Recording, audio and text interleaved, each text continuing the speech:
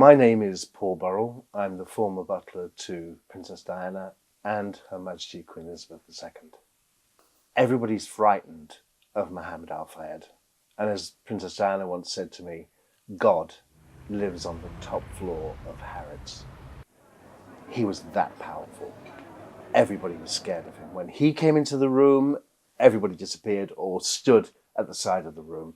He was literally a presence at Harrods. And every time the princess went shopping there, and I was with her, stood beside her, he'd just pop up. He'd just appear from nowhere. Because the security guards on all the doors, they'd phone up to the top floor and say, "You'll never guess who's in. Where are they?" And he'd be there in seconds to meet them. So the princess got very tired of this. She's like, "I can't even shop alone. And I like to browse through the cosmetics. I like to browse through the eyeliners. I want to do my shopping by myself. I don't want to have him hanging on. Like, it becomes a state visit when I go to Harrods." So she devised a plan. Whenever we went to Harrods, she'd say to me, "Let me just pop up to the top floor and say hello to God, and then we'll be free of him, and then we can do our shopping." So she'd pop up the elevator, and she'd come back and she'd say, "Right, now we can shop." If she could get away with it quickly, she would. As quick a possible visit to the top floor, and then she could be left alone to do her shopping. Whew, done it, tick, did that. He's fine now, and now we can shop. She said to me, he lives in this bubble on the top floor, surrounded by beautiful ladies. Whenever she went to the top floor of Harrods, to the office, and she said there are lots of pretty girls in there with short skirts, she realized that this was his harem. And she knew that things weren't quite what they seemed, but she couldn't put her finger on it. It's quite obvious to me that he was grooming people on the top floor, but that is just my thought and feeling. It wasn't Princess Diana's. He said to her, "Look, when you come shopping at Harrods, don't park on a meter or something. Go into the depository building on the other side of Brompton Road. There's a secret tunnel that can take you under Brompton Road and back up into Harrods." So we took advantage of that. And very often I'd drive the princess and we'd leave the car in the Brompton depository. The princess called it the suppository. We'd go to the Brompton suppository, she said, and leave the car there. And then one day, I was sitting in the car waiting for her to come back. She came back and she said something rather alarming. She said, "You'll never guess what he's just said to me."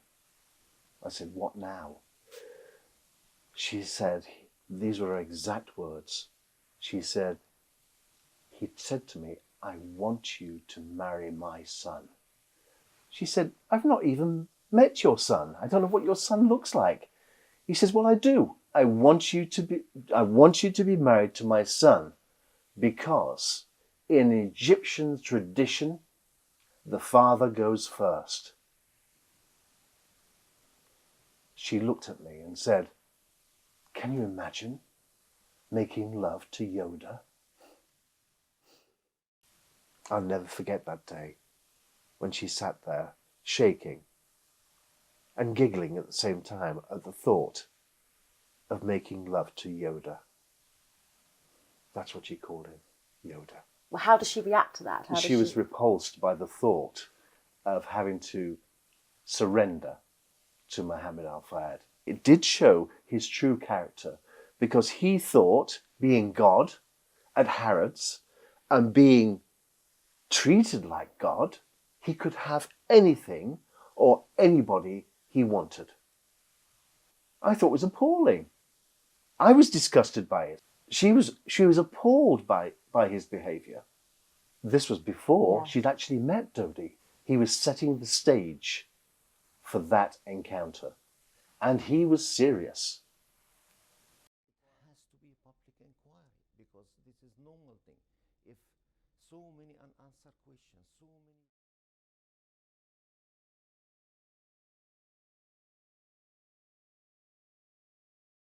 She wouldn't be surprised because he propositioned her. He propositioned her when he said, I'm going to sleep with you. And she felt sick. He thought that that was his right. He thought that that would happen, that he would actually sleep with Diana, Princess of Wales. That was always in her mind, all through her romance with Dodi Al Fayed.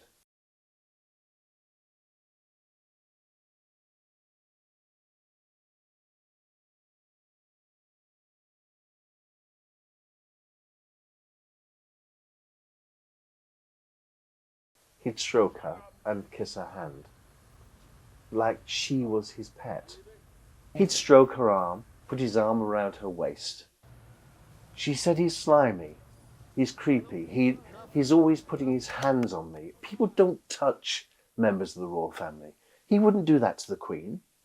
So why would he do it to Princess Diana? You speak to anyone who knew him and they will tell you that his hand would wander. He would literally put their hands on ladies without asking. With Diana, Princess of Wales, he couldn't push the boat too far because this was his gem.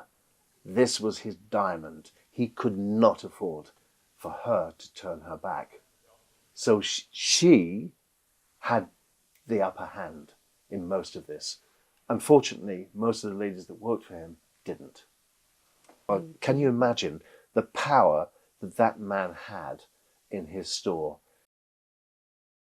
Well, Mohamed Al Fayed facilitated an escape for the princess.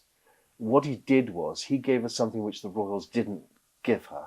She was trapped inside the walls of Kensington Palace with no exit at all. Dodi, Mohammed knew that.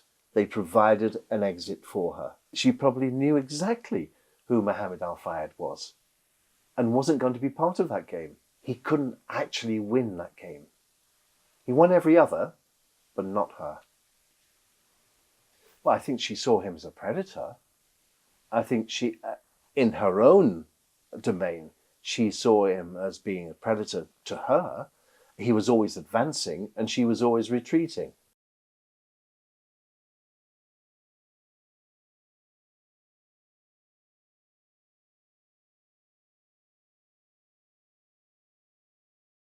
I had walked into a lion's den, a lair of cover-ups, deceit, lies, manipulation, humiliation, and gross sexual misconduct.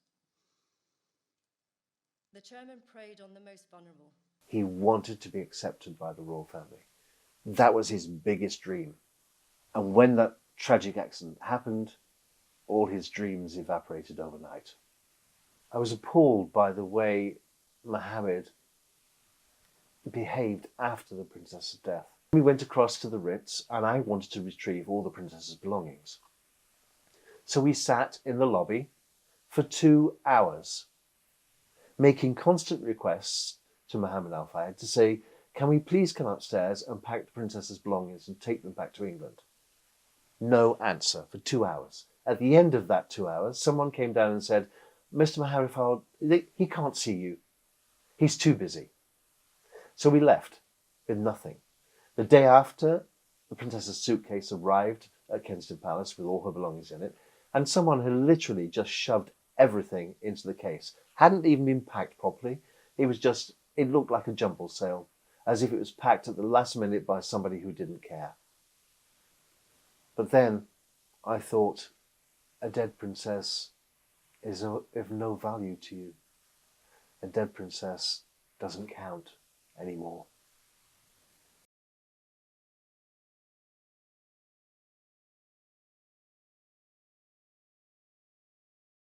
If Princess Diana was here, she'd be stood with them, united with them, and saying, well, it could have happened to me. It didn't, thank God, but I'll be with you all the way. And I think she would speak about her own experience. Absolutely she would. She should be sat here telling you this. It's only the fact that I was with her, I experienced it, I was there and know exactly what she said and thought, that I'm able to do that.